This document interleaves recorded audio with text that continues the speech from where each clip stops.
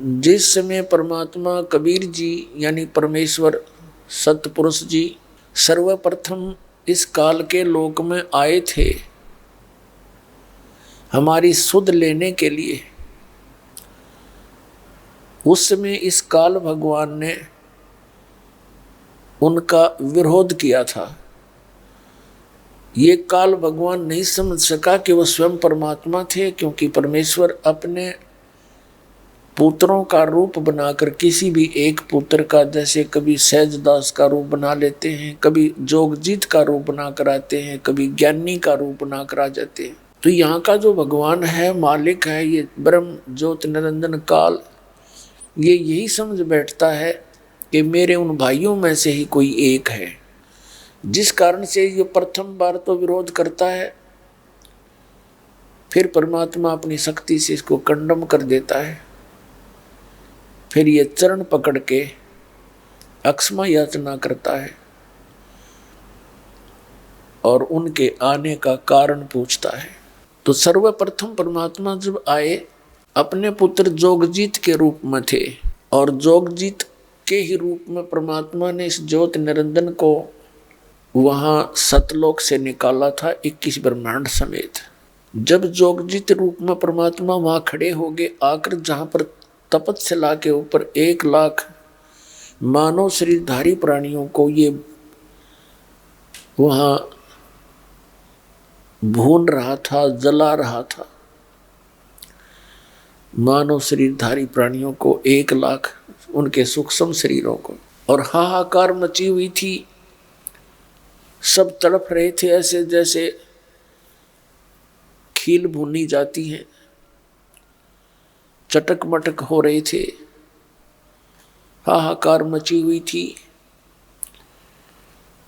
जब परमात्मा कबीर जी वहां आकर खड़े हुए, परमात्मा की प्रेजेंस में जो तपतशिला एक टुकड़ी है, जहां पर ये काल 1 लाख मानव शरीरधारी प्राणियों को नित भून कर खाता है, उनसे गंध निकाल कर खाता है, और जीव मरते नहीं, उनको कर्माधार से फिर अन्य योनियों में अपने कर्म भोगने के लिए भेज देता है।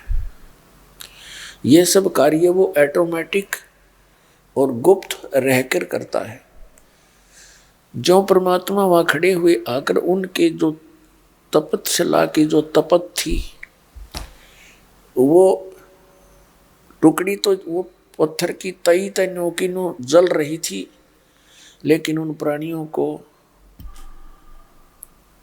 आंच नहीं लग रही थी, उसकी अग्नि महसूस नहीं हुई। फिर उनके आने के बाद पहले तो तड़फ रहे थे वो, जब उनकी वो तपत खत्म होगी, पहले तो हाहाकार मचा हुआ था, फिर सब शांत होकर देखने लगे कि एकदम ऐसी शीतलता कैसे आ गई।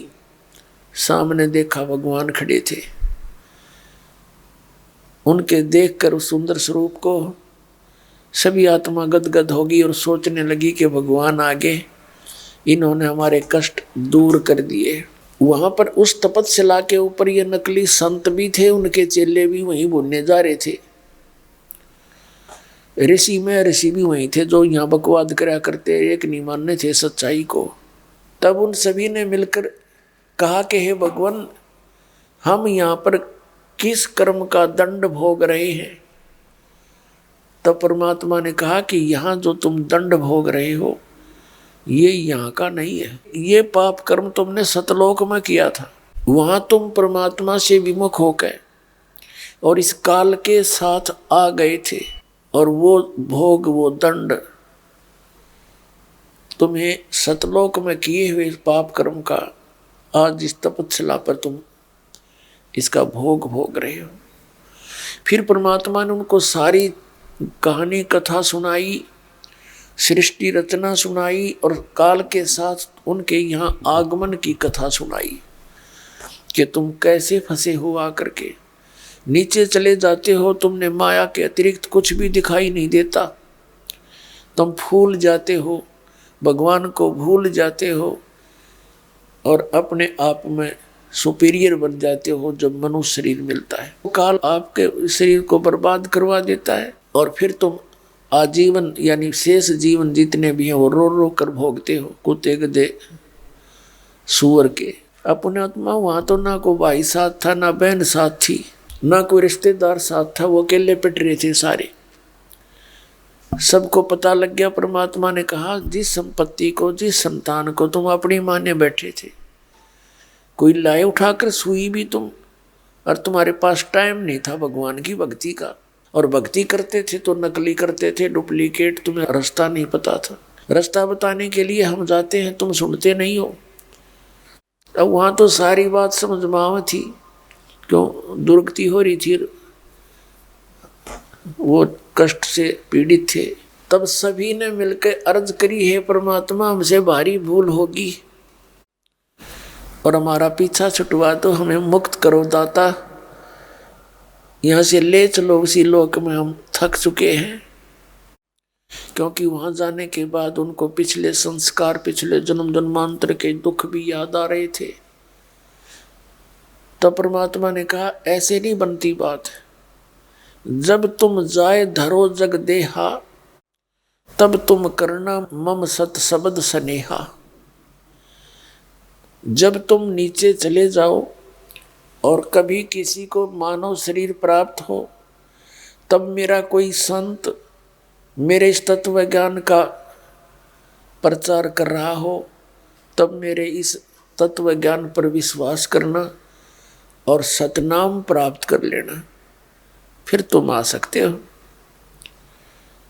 अब वहां परमात्मा ने देखा कि वो ऋषि महर्षि भी वही कष्ट उठा रहे थे। उनसे परमात्मा ने प्रश्न किया कि तुम परमात्मा की साधना भी करते हो, फिर तुम क्यों आगे इस तपस्या पे। अब वहां तो वो कहते हैं भगवान हमें पता नहीं, हमको जैसा ज्ञान था वैसी हम साधना कर रहे थे। तब परमात्मा ने कहा तुम भगवान को निराकार मानते हो, तुम्हारे सिद्धांत अनुसार। वैसे तो वेदों में परमात्मा साकार है, पर तुम्हारे लोक वेद के आधार से तुमने उसको निराकार मान रखा है। इस ज्योति निरंजन को भी तुम निराकार मानते हो, ये साकार है और तुम्हें अब खाने के लिए आएगा। तुम्हें तो भेज देता है, लेकिन आपके इस शरीर से निकला हुआ ये गंध जो ऑटोमेटिकली एक पात्र में चला जाता है, इसको खाने के लिए आएगा वो। अब उन्होंने देखा, परमात्मा ने कहा कि देखो वो आ गया है, इस काल का आहार का समय हो गया। इसने ऑटोमेटिक सिस्टम कर रखा कि इतने समय में वो सभी प्राणी भून भान गए, उनमें से सब गंध निकल लेगा और वो चले गए होंगे। ऐसा ऑटोमेटिक सिस्टम है, इसने अपनी शक्ति से कर रखे। उसके समय अनुसार तो वो सब जा चुके होंगे, लेकिन परमात्मा ने अपनी शक्ति से उनको रोके रखा और दिखा कि देख वो आ रहा है, तुम जिसे निराकार कहते हो। लेकिन वहां तुम मानते ही नहीं हमारी बात को। और श्रीमद् भगवत गीता अध्याय नंबर 7 के श्लोक 24 और 25 में स्पष्ट ये कहता है, श्री कृष्ण में प्रवेश करके बोलता है और कहता है कि मैं अपनी योग माया से छुपा रहता हूँ, और ये बुद्धिहीन मानव समाज मुझ अव्यक्त को व्यक्तिम आपनम मनन्ते, मुझ अव्यक्त को मैं छुपा रहता हूँ और मुझे ये कृष्ण मान रहे होंगे। मैं कृष्ण नहीं हूँ, मैं अपनी योग माया से छुपा रहता हूँ, कभी किसी के समक्ष नहीं आता। अब परमात्मा ने कहा तुम जाओ, अब मैं जानू ये, अब मेरी इसकी दो बात होंगी।